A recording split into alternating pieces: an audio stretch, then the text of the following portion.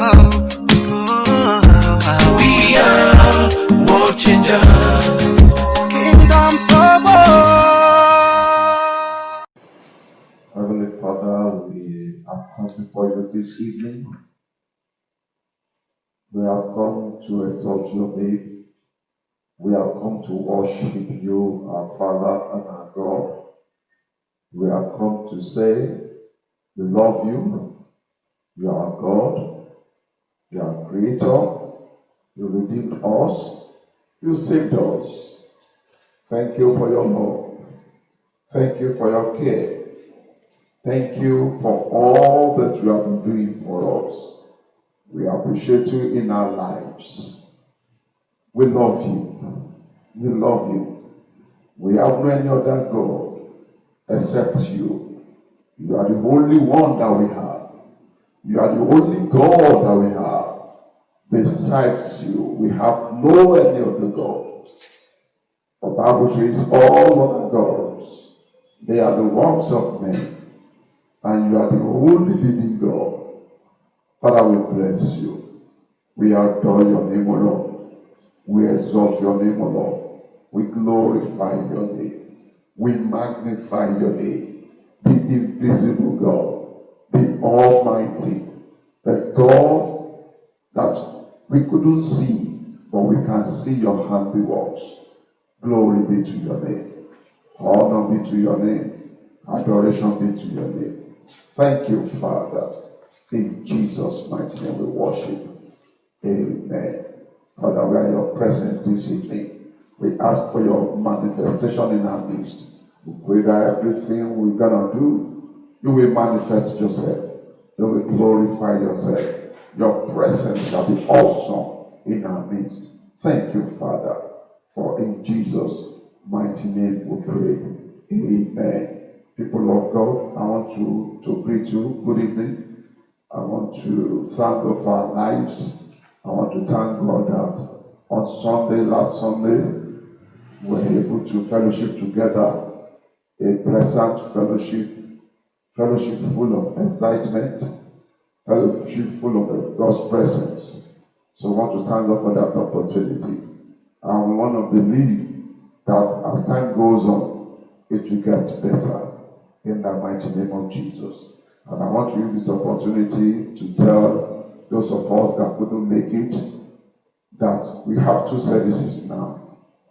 Every Sunday is going to be two services. We have from 9 a.m. to 10 a.m., then from 10:15 to 11:15.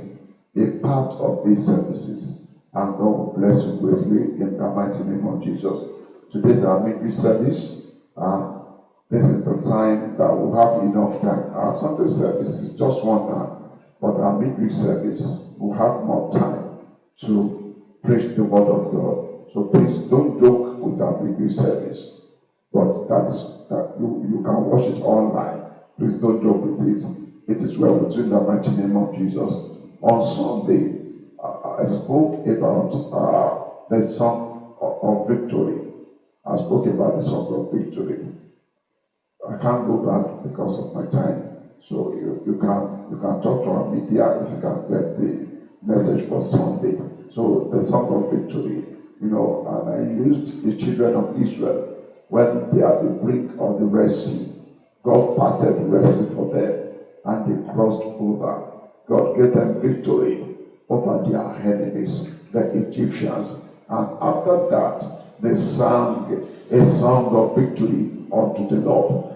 Like you and I, what do we need to do now? It is time for us to sing the song of victory unto our God. For what God did for us during this COVID-19, He gave us victory. People that have financial capacity, people that are connected, during this COVID-19, they lost the battle. They lost the battle. Some people lost their jobs. Some people lost their health. Some people lost family members. But thank God, in Kingdom Purpose Assembly, the Lord preserve our health. The Lord preserve jobs. The Lord preserve careers. the Lord preserve businesses, we need to give glory to God. We need to sing songs of victory. We need to exalt the name of the Lord. We need to magnify His name. It is very important. And I pray for you that every day of your life, you will continue to sing the song of victory in the mighty name of Jesus. That is a big amen. So, quickly, after the Israelites, they sang the song of victory and they continued on their journey. It was very annoying that they won the battle, but they lost the war. Winning a battle and losing a war, they are not the same thing. Battles are, many times, there are confrontation in a war. So you can win a battle and you may not win a war. You see, Winston Churchill, during the Second World War, told the Allied forces, he said, you may lose the battle, but make sure that you do not lose the war. You may lose the battle. Make sure that you do not lose the war. The battle of the Red Sea is a battle, but the real key, the real war is for Israelites to get to the promised land. And unfortunately, all those Israelites, only few people, 2 people, only 2 of them crossed the Red Sea and entered into the promised land. Just 2 of them won that battle at the Red Sea and won the war. So the war was for them to get to the promised land, the land of Canaan. That was the war. Crossing the Red Sea was just a battle. Pulling down the wall of Jericho was just a battle. The beating high was just a battle. But the key war is then to get to the promised land. But unfortunately, they lost that war. Only 2 people out of all those people that crossed the Red Sea won the war, entered into the promised land. Even Moses couldn't enter into the promised land. So, what do I want you to learn from this? At every point in time, we're supposed to learn from the victory that God has given to us. The Israelites couldn't learn from their past victory. So that was why what hindered the Israelites from getting to the promised land was because they murmured against God. They complained. They forgot Him. And most Christians, we have the same issue. Anytime we have challenges, we don't look back. We don't ponder on what God has done for us in the past. Victory that God has wrought for us in the past. But rather, we begin to murmur. We begin to grumble. We begin to complain. That was the same sin that the Israelites committed. And God said, because of that, they will not get to the promised land. That was made the Israelites to lose the war. Not because their enemy was powerful. Their enemies were not powerful. It was because they murmured against God. So, at every point in time, we need to look back. We need to learn from past victory. So that whenever there are other confrontations, we'll be able to defeat them. And one lesson that I want us to learn during this COVID-19, there's a lesson that it is important that every one of us should learn during this COVID-19. That lesson is that, you see, it got to a point in time that you can't come to church. We can't come to church. It got to a point in time that you cannot access your pastors. I cannot visit anyone because there was a lockdown. Nobody could go. I remember one day I wanted to come to church to come and preach so that they can settle down. I was arrested. It took divine intervention for me to be released that day. And that's the reason why, if you are not joining our online broadcast, you can imagine the kind of stress we go through to produce these things. So when we do that, and if you are not joining us, you are not helping us. You are not helping us. So as I was saying, so it got to a point in time that you could not access your pastor, you could not access your church, and you could not access fellowship with other brethren. You couldn't. And I want to tell you that God is trying to teach us a lesson. God is trying to convey to us a message that there will be a time that you will not be able to come together to worship. There will be a time that your pastors will not be available for you. There will be a time that no brethren will be available for you. And we are in that time right now. And what does that suggest to us? That suggests to us that at this point in time, what is key is having personal relationship with God. Having personal relationship with God. So the first lesson we need to learn is that Christianity is about relationships. Christianity is not a religion. Christianity is about relationship. Stop practicing religion. Have relationship with God.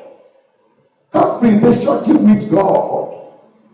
People that succeeded during this COVID-19 were the people that have relationship with God. Yes, their pastor was not around, but God was with them.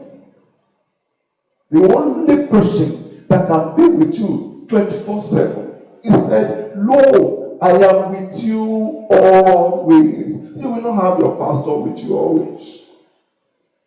You will not have brethren with you always. But the only person that you can have with you always is God. He said, I am with you. I will never leave you, nor forsake you. At every point in time, even there will be a situation that your pastor can desert you. Yes. Can get to that point in time. That even brethren will desert you. But God, at every point in time, will always be with you. He said, I will never leave you, nor forsake you. I will never leave you. The reason why you are being defeated, the reason why it seems that God doesn't answer your prayer, the reason why it seems enemies are overpowering you, is because you don't have God with you. You don't have relationship with God. You are practicing religion. You are practicing religion. So coming to church is not that we are here to come and practice religion. Coming to church is that we want to relate with our God. And you relate with your God. We're not coming to church alone. In your house, in your workplace, inside your car. Anywhere you find yourself, you can relate with God. And that is what God is asking from you. That is what God is demanding from you.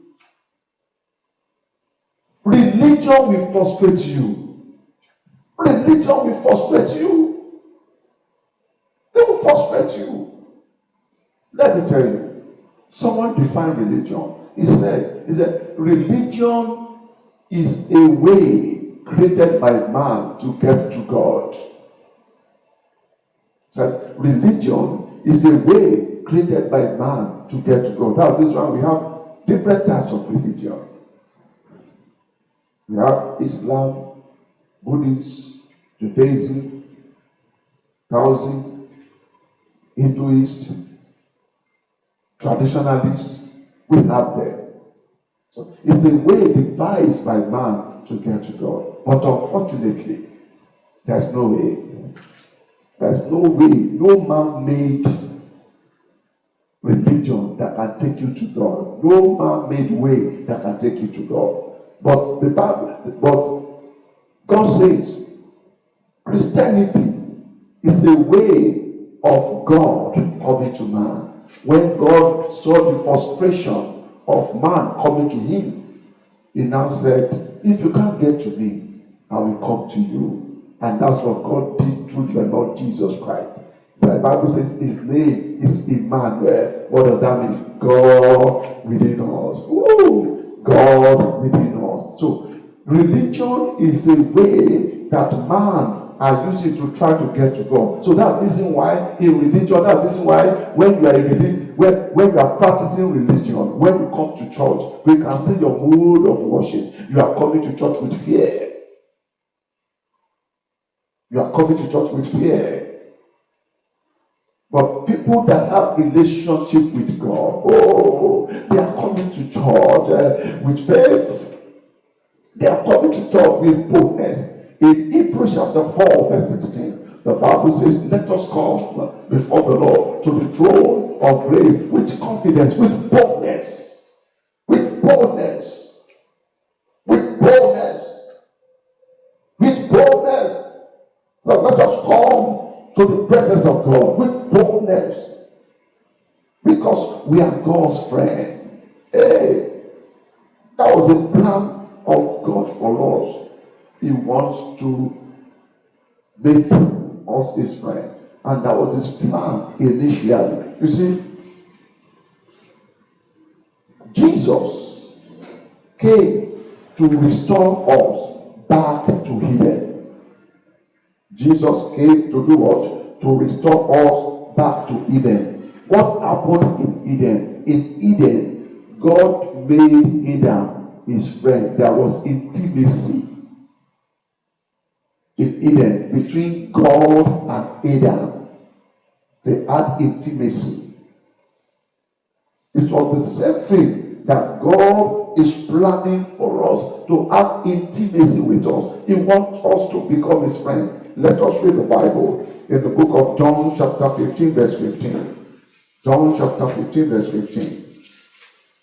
We need to understand this so that our walk with God will not have issues. John 15:15. Okay. Hear the word of God. He said, I no longer call you servants, because a servant does not know his master's business. Instead, I have called you friends, for everything that I learned from my father, I have made known to you. You see, he said, I didn't call you servants. What was Jesus trying to? In those days, servants doesn't have access to the king. They stay far off. No access to the king. So God does not want that kind of relationship. A relationship that will watch you far off. That's the reason why I've been telling you, it is not in the plan of God for you to have a middleman. God is not planning for you. When a servant wants to see the king, he will have to talk to someone that will help him to talk to the king. Many Christians today are being defeated. Your life is not moving forward. Your prayers are not being answered. Why? Because you are worshiping God far off. You have intermediaries. Just like he said, I don't call you servant, because servant does not have direct access. But I call you friends so that you can have direct access to me. I want you to get closer to me. I want you to relate with me. That's my plan for you. My plan for you is that you are my friend. Intimacy, not just acquaintance, not just casual friendship. I want intimacy. I want us, you see, when God put Adam in the garden, the Bible says at evening time, God used to come and relate with Adam. No man, no intermediary, nobody standing between Adam and God. They have personal relationship, one-on-one relationship. And that is the same thing that God wants us to know, that in this Christendom, we should have personal relationship, one-on-one relationship with God. And what Jesus Christ came to do, he came to bring us back to Eden. He came to restore that Edenic relationship. It was Moses, or let me say, it was the Israelite that caused this issue of intermediary. In the book of Exodus 20 verse 19. Exodus chapter 20 verse 19. You will see. Exodus chapter 20 verse 19.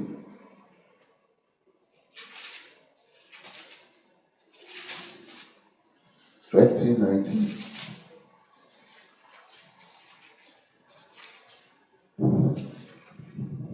Okay.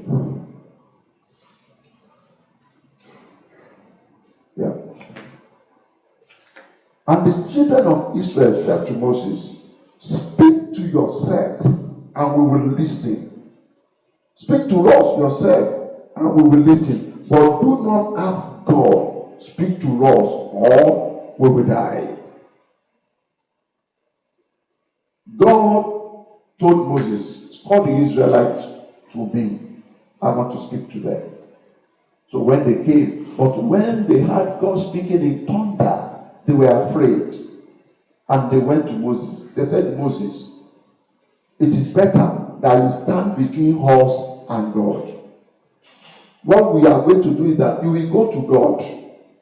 You will hear from God, and you will come and tell us. That was the beginning of middleman between God and man. That was not part of the initial plan of God. The initial plan of God is that every man, every woman can go to God and talk to God, can have direct access to God. And that was how it has been from the beginning. Adam had direct access to God. Abraham, there was no intermediary between Abraham and God. Abraham had direct access to God. Jacob had direct access to God. Isaac had direct access to God. It was the same way that they had direct access to God. The same way God wants us to have direct access to Him. It was Moses, the Israelite, that changed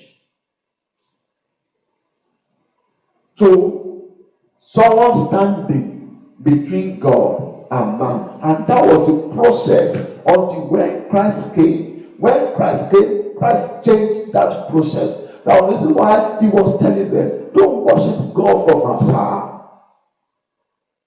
Don't worship God from afar. It was that mentality that Moses had when he was building the God's tabernacle, that there's a place called Holies of Holies, that it was only the high priest that had access to that place. Even the ordinary priest and the people does not have access. So there was a curtain separating God and the people. That is why in the book of Ephesians chapter 2, Apostle Paul said, he said the word of partition, that curtain separating you has been destroyed, has been removed. That's what Jesus did on the cross of Calvary. Immediately He died on the cross of Calvary. The Bible says the curtain separating the temple from the holies of holies got torn from top to bottom. What is God saying? God saying, I have changed the order. I have changed the order of worship. I have changed it. I have returned you back to the Eden, that I have direct access to you. But unfortunately, in this present New Testament dispensation, some people still practice the Moses order. And that's the reason why you have challenge. That's the reason why at every point in time, you still ask God, God, where is your face? God does not change. You still ask God, God, where are you? It doesn't change. It doesn't go anywhere. It's still there. It's because you lack relationship. You lack relationship. So God wants you to have relationship with Him. And that's one thing. Who knows? Who knows? We are the tail end of the world. Yes, we are the tail end. Rapture will appear soon. Who knows? Something worse might still come. Yes. Around this time last year, nobody knows that what we are facing today will come. Nobody. We never knew that it will come. It came. It came that we can have access to come and worship together. So, who knows what is coming again? That's the reason why the best thing that can happen to you is that you have relationship. You know God one-on-one. That's the best thing that can happen to you. That is the plan of God for man. No, I told you, I have a plan for you. I have a plan for you to access His plan of success, His plan of breakthrough, His plan for prosperity. For you to access those plans, the first thing that you need to do is to have relationship with God. Is to have relationship with God. He has drawn you. He said, those of you that were fear of has been drawn nearer. Those of you that were fear of have been drawn nearer. So we have been brought closer to God. So what we need is relationship with Him, is to relate with Him, is to see God as our friends. That's the reason why, all the religion, they bring fear. Yes, all other religions is all about fear. Sharia is all about fear. If you do this, we will cut your hand. If you do this, in fact, I heard from news yesterday that a man was sentenced to death because of a blasphemous speech. He was sentenced to death by Sharia court. Yes, that's what religion brought, and that is why people are scared. But Christianity brought friendship. You can't be scared of your friend. It brought friendship. We are not scared. We are not under judgment. We are not scared. That's what relationship brings. Forgiveness. Forgiveness. That's what relationship brings. Love. That's what he said, for God so loved the world. I love you because you are my friend. That's what relationship brings. So I'm inviting you to come into this relationship. Move away from religion and enter into relationship with Jesus Christ. You are no longer under condemnation. No one can condemn you. Those who are what the Bible said, who is it that judge? Hey, who is it that condemn? He said, for God does not condemn you. Your religious, can you hear where pastor will begin to flog the church member? Yes, that's what he wants. God is calling you into freedom, but you rather stay inside bondage in the name of religion. If I live, I will die. Any church you attend, and they tell you if you live, you are in that. You are in a court. You are in a court. You are in a court. You are in a court. We are inviting you into relationship with God. That was God's plan for us in the hidden. That come and relate with me. Come and be my friends, and I will be your God. It is well with us in the mighty name of Jesus. So Christianity is about relationship. Relationship with Christ. You relate with Christ. That's what God's plan for you. And how to get to this relationship in the Romans chapter 5 verse 10. Romans chapter 5 verse 10. Let's read. It's very easy for you to get into a relationship with God. Romans chapter 5 verse 10. It says, for if when we were God's enemy, we were reconciled to Him through the death of His Son, how much more, having been reconciled, shall we be saved through His life? So we were God's enemy before, but now we became God's friend through the Lord Jesus Christ. So if you want to have a relationship with God, you must give your life to Jesus. You must accept Jesus as your Lord and your Savior. You must give your life to Jesus. So if you have been coming to church and you are not born again, and you are not giving your life to Jesus, you are practicing religion. The first thing in the kingdom of God is that you must be born. Before you can access anything in God's kingdom, you must be born into God's kingdom. And that is why you need to be born again. The birth that your father and your mother gave to you put you in hell. You are born into kingdom of darkness. And that's the reason why the enemies, they can still subdue you. They can still attack you. They can still send their arrows against you. Because we are in their kingdom. We are suppressed in this country because we are in Nigeria. Once you get outside Nigeria, you face blackouts, no electricity, no water, no good roads, no good transportation. We pray in Jesus' name that this new pen will call off their strike. Another fuel crisis is looming because we are in Nigeria.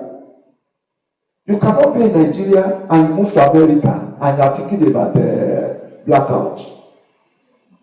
You are thinking about NEPA. No, though you are in Nigeria, but you are no longer in Nigeria, you are in America. So you don't think about kidnappers. You don't think about Fulani Esme. You don't think about Boko Haram. You don't think about, electricity will go. Oh, there will be fuel crisis. No, you don't. In the same way, those things that you think enemies, that's the reason why when I see some Christian, the way they talk about enemy, I wonder, these people are still they are just in the church, they are still in the kingdom of darkness. All those things that you think about when you were in the kingdom of darkness, this is a new kingdom. You think about it is in the kingdom of God. In the kingdom of God, enemies has no place. Witches and wizards have no place. As light, electricity, blackout has no place outside Nigeria. I've been outside the country.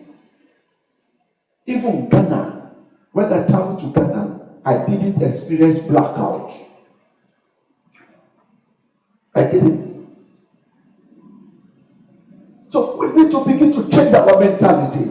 In this kingdom, witches and wizards, they have no place. This is the kingdom of God. That's why the Bible says, He who has delivered us from the kingdom of darkness and translated us into the kingdom of His dear Son. We are the kingdom of God. We are in the kingdom of God. What should you be thinking about the kingdom of God? It said righteousness, joy, and peace in the Holy Ghost. My thinking is how to live righteous life. My thinking is to have joy in the midst of scarcity, to have joy in the midst of problem. My thinking is to have peace. Peace in the Holy Ghost. That's my thinking. My thinking is not, enemies, hey, they want to kill me, they want to attack me. No, that's not, no. That was in the kingdom of darkness. So it is foolishness for you to be in America and say, hey, please let me go hide on my cloth. They might take light. They will begin to look at you. What's wrong with this man? What's wrong with this man? Hey, let us siphon fuel because fuel crisis might come. They'll begin to wonder. Something's wrong with this man, because in those places, no sign of things like that. So it's the same thing. When you are in God's kingdom, forget about all those things. Forget about enemies. Forget about failure. Forget about backwardness. They are not in the kingdom of God. So I'm inviting you now to come to God's kingdom. Give your life to Jesus Christ. The deliverance you have been done. You are not born again. You are going for deliverance. You are deceiving yourself. You are deceiving yourself. You are not born again. It's like you are living in Nigeria and you are hoping you will have the experience of America. You are deceiving yourself. You are deceiving yourself. So that's what you are doing. If you are not born again, the Bible says, how can we sing the Lord's song in a strange land? You need to be born again. It is well with us in the mighty name of Jesus. So number one thing is that God wants us to have a relationship with Him. That was what happened in Eden. There was relationship between Adam and God. The relationship got cut off when Adam sinned against God.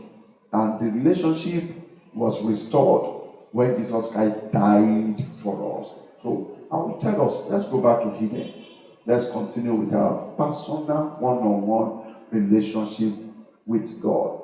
Let me tell you something. The relationship Adam had with God was not because Adam was perfect. No, the relationship was God chose Adam Be my friend. That's why in that John chapter 15, verse 16, Jesus Christ said, you are not the one that chose me. No, I was the one that chose you. They are not the same.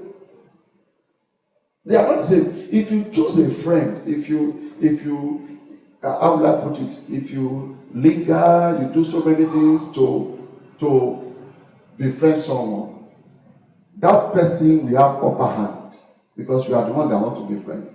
So the person in that relationship, that person will have upper hand.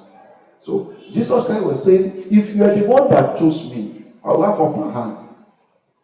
You will be afraid. But I am the one that chose you. That means in this relationship, you have upper hand. I chose you.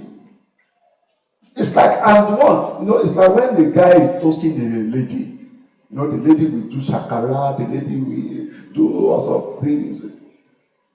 When the guy is trying to woo the lady. So God, Jesus Christ is saying, is that I will permit all your excesses because I am the one that chose you. Hey! I am the one that chose you. I saw you. If it is the other way around, that means Jesus will give us conditions. Now, if you want to come to me, these are the things you need to do. These are the things you need to do. But because he chose us, no condition. No condition. So our friendship with God is no condition. It's free friendship. It's free relationship. No conditions attached to it. The only condition is acceptance. Just accept the friendship. Just tell God, I love you. Just live a life of friend. I will get to that. May God bless us greatly in the mighty name of Jesus. So, number one, in Eden, there was friendship between God and Adam. Number two, in Eden, there were no rituals or mode of worship. In Eden, Adam will stay, God will come, they will talk, instruction. Do this, don't do this, move, don't move. Do this, that's what. In God's kingdom, the only thing you need is to obey the divine instruction. All these rituals came through the law. They came through the law. Initially, there were nothing like ritual. It was when Adam fell, that was what brought about ritual. It was when Adam sinned, that was when ritual came in, sacrifices came in, and everybody continued. But when Jesus Christ came, all those sacrifices were nullified. They were nullified. They were cancelled. So no sacrifice, no ritual anymore. No ritual anymore. It was because of sin. It was sin that brought about sacrifice and ritual. Before Adam sinned, there was no any sacrifice. There was no any ritual. It's unfortunate that we still see some Christians that still practice these rituals. If you call yourself a Christian and you still practice ritual, you are practicing religion. And the death of Jesus does not have anything to do in your life, because what Jesus Christ came, the reason why he made himself a sacrifice is to nullify. How can you continue to make sacrifice when Jesus, hello, are you listening to me? The reason why you perform rituals and sacrifice is because you did not believe in the sacrifice that Jesus has done for you. That's the reason why. If you believe in the sacrifice of Jesus for you, you will no longer go to any sacrifice again. The reason, what is atonement? Atonement is to make atonement for your sin, to correct your sin. To correct your sin. And what is atonement? Atonement means at one moment, just one. So you don't need multiple rituals again. You don't need multiple sacrifices again, the way they were doing. At one moment. So at one moment, Jesus, made himself sacrifice for you, made himself the rituals for you at one moment, once and for all. And that was the end. That was the end. Hebrew chapter 10. It is time for us. Hey. Hebrew chapter 10. From because of time, you actually have time, okay. Hebrew chapter 10. Let's start from verse 5. Are you with me? Therefore, when Christ came into the world, he said, are you with me? Therefore, I come again, Hebrew 10:5. Therefore, when Christ came into the world, he said, sacrifice and offering you did not desire. Hey, are you hearing me? Sacrifice and offering you did not desire, but a body you prepared for me. With burnt offering and sin offering you were not pleased. Then I said, here I am. It is written about me in the scroll. I have come to do your will, O God. Jesus was saying, God said, I want to change the order. I no longer want people coming to give sacrifice and rituals. Jesus, I want to use your body to make those sacrifices and rituals once and for all. Once and for all. And that's the reason why, instead for you offering sacrifice and rituals, what you need is the communion. That was why Jesus Christ told us that we should continue to do only communion. Jesus practiced so many things. He practiced washing of feet. He never instructed us to practice that. The only thing he instructed us to practice is the communion table, eating his body and drinking his blood. That's the only thing he asked us to practice. And why are we practicing that? We are practicing that to remind ourselves that Jesus paid for everything. So when you are eating communion and you are still performing rituals, you are not serious. You are neither here nor there. And in Revelation, God said, if you want to be cold, be cold. If you want to be hot, be hot. If you are neither cold nor hot, I will spit you out. I will spit you out. So you can't be taking communion. You can't be eating at the Lord's table and you still go and be eating sacrifice.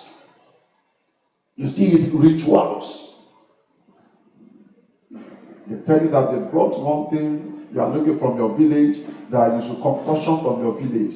Once you have taken the Lord's blood and his flesh, you are not permitted. That's the reason why God says some people, they took the Lord's flesh and the wine, they got sick. In fact, some died.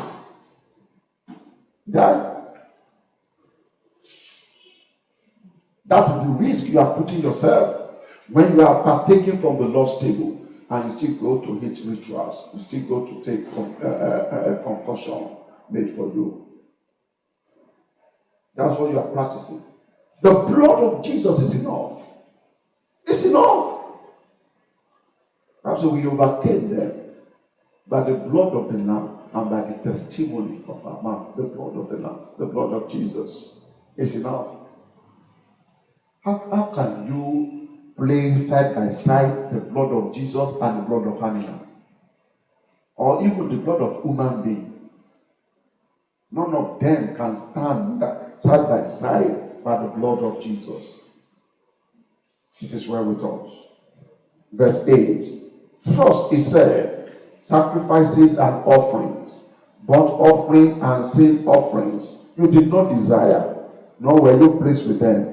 Although the law, can you see, although the law, in brackets, the law required them to be made.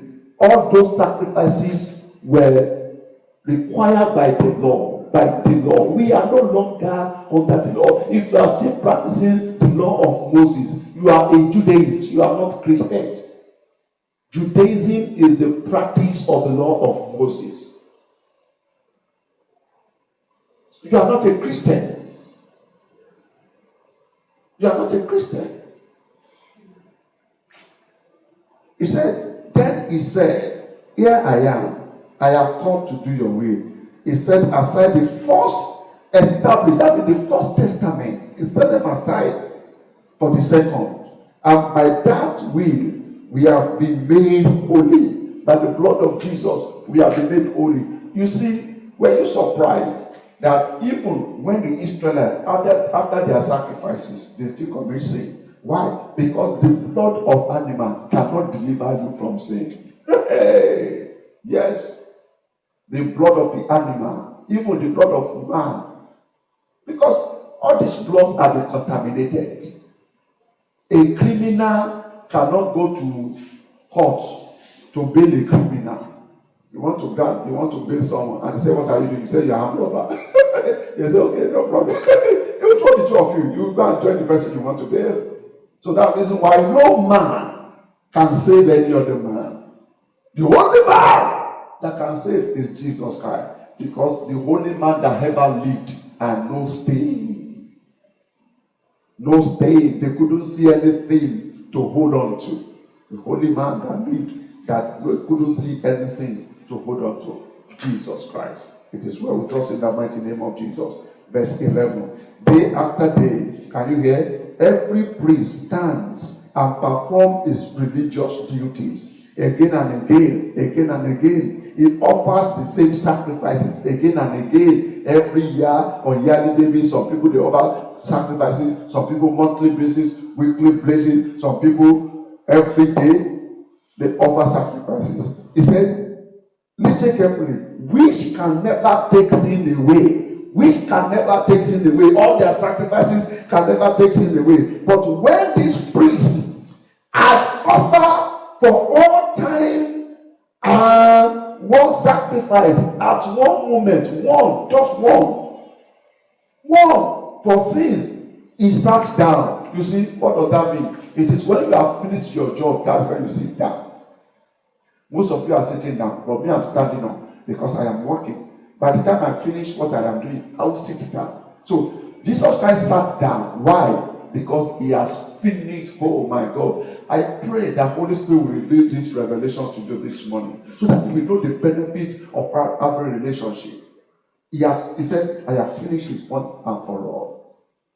He sat down. So by the death of Jesus on the cross of Calvary, your sins have been taken away. Your sins have been taken away. Say, your sin I will remember no more. Your sin have been taken away. He said, since that time, he waits for his enemies to be made his footstool. Because by one sacrifice, he has made perfect forever those who have been made holy. By one sacrifice of Jesus Christ, we have been made perfect. We have been made perfect. And that is the reason why you have the boldness. The reason why, hello, are you listening to me? The reason why the people of that time couldn't come to God's presence is because of fear. And that's the same way some people cannot go to God in prayer because they are afraid.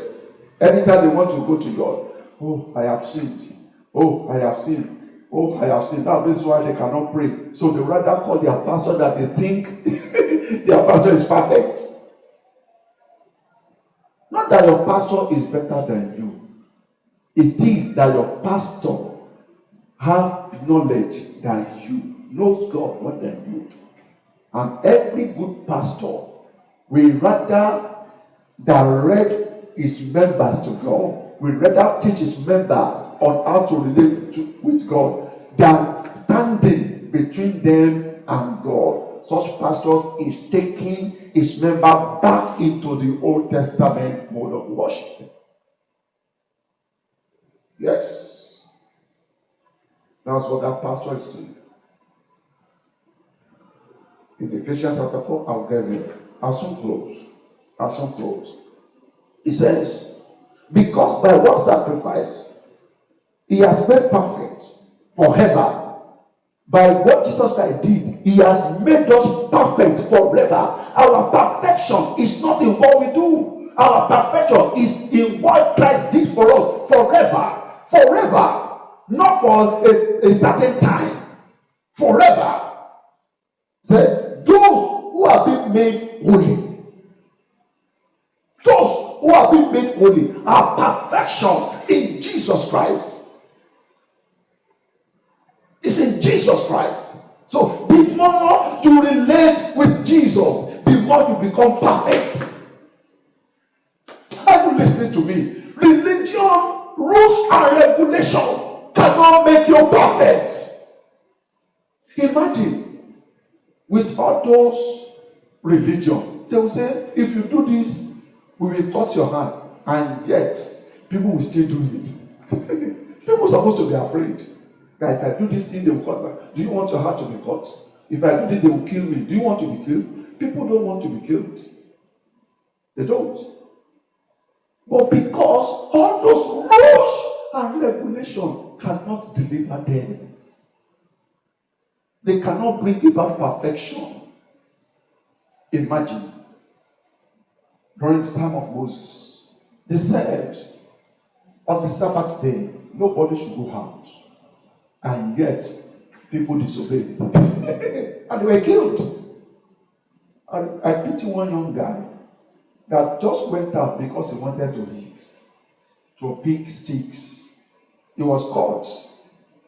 I thought, even Moses as a man said, this is not a big deal. Then leave him, don't kill him yet, but let me ask from God. I said, kill him. Kill him. He was killed, he was stoned. So, laws cannot bring perfection. That was what God did by sending Jesus Christ. So that through Jesus Christ will become perfected, will become perfect. Through Jesus Christ, our perfection will become reality. So you cannot enter into perfection by your own doing. You enter into perfection by a relationship. The more you move with Jesus, the more you go with Jesus. Oh, the more you relate with Jesus, you become perfect. You see, the more, at the initial state of relationship, there will be issues. There will be issues. But the more you are together, the more you continue, you begin to understand each other. And that relationship begin to get deeper and deeper. Do you know some relationship today, they'll tell the husband and wife, you look alike. Are you from the same family? The husband might be from another ethnic group, but because they have been together, they've related together for years. So it's the same thing. So the more we draw nearer to God, the more we move closer to God, we become perfect. That's the reason why God abolished, God realized that by the time people were far off from me, they cannot enter into that perfection. Let me move closer to them. But our challenge is, people of those days, they were trying to move closer to God. God didn't permit them. But unfortunately, people of today, God is trying to move closer to them. They didn't permit God. Can you see? God is trying to draw nearer to us. That's the reason why He gave us His only begotten Son. But we are moving away from God. Come to God. Come to God, irrespective of who you are. Jesus Christ said, I have not come because of righteous people. I have come because of sinners. Jesus is here because of you. Don't run away from Jesus. He's here because of you. He loves you, irrespective of who you are, irrespective of what you have done. Jesus loves you. And the kind of love He showered on you, no man, your father, your mother, your brother, your sister, your husband or wife cannot show that kind of love for you. He died for you. You think Jesus died for righteous people? No. He died for sinners. He died for sinners. Don't run away. Don't go away. Come to Him. He loves you, irrespective of who you are. Your challenge is, I still, yes, I still fornicate. I still do this. I still do that. Yes, come. Mary Magdalene. Do you know how many demons that Jesus casted if that lady didn't come near Jesus, how will Jesus deliver her? If she stayed far off, hey, I have demons in you, don't let me move nearer. It was when she moved closer to Jesus, that was when Jesus delivered her. And they started the fellowship. They started the relationship. This evening, I am inviting you to come to fellowship with the Lord Jesus Christ. As I round off, says, because by one sacrifice, he has been made perfect forever. Those who have been made holy. The Holy Spirit also testified to us about this. First, he says, this is the covenant I will make with them. After that time, says the Lord, I will put my laws in their hearts, and I will write them on their minds. Then he has their sins and lawless acts I will remember no more. And where this sin has been forgiven, there's no longer any sacrifice for sin. Jesus loves you, and that's the reason why he gave himself to you. Brethren, if you are listening to me this evening and you are not born again, you have never confessed Jesus as your Lord and your Savior, there's an opportunity for you now to do that. As we pray, just close your eyes as I pray with you. That Lord Jesus, say after me, Lord Jesus, I have come to the knowledge that I need you in my life. I have come to accept you as my Lord and my Savior. I give my life to you. I accept you as my Lord and Savior. Come into my life. Come and reign in my life. Come and be my God. Thank you, Jesus. I know my sin has been forgiven. Thank you for dying for me on the cross. In Jesus' mighty name we are praying. Amen. That's the prayer you need. But what you need is to continue the relationship. I want you to pray. What you just need to thank God is to thank God for the relationship.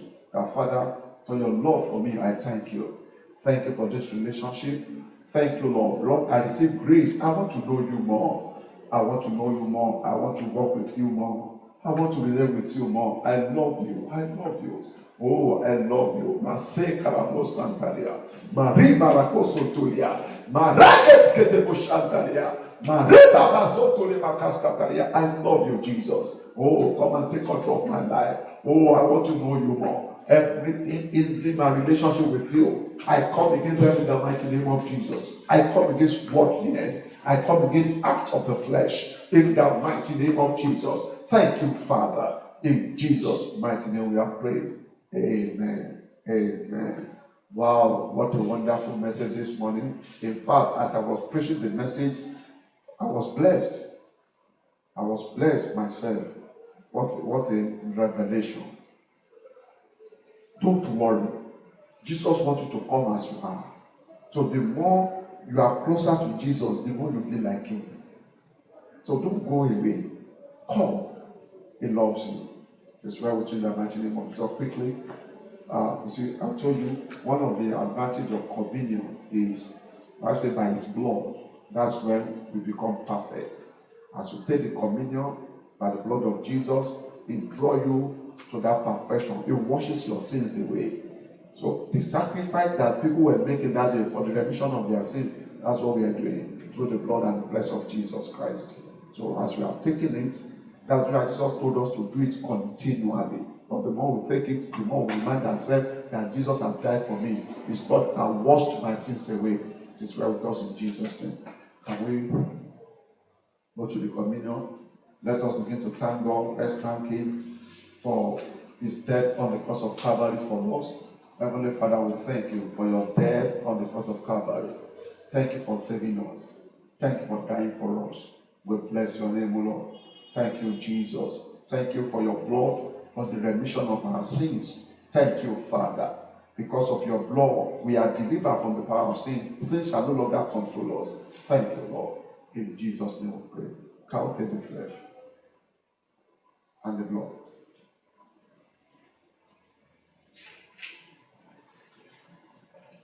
I want you to pray God for a few seconds. What do you want God to do in your life? Talk to God for a few seconds.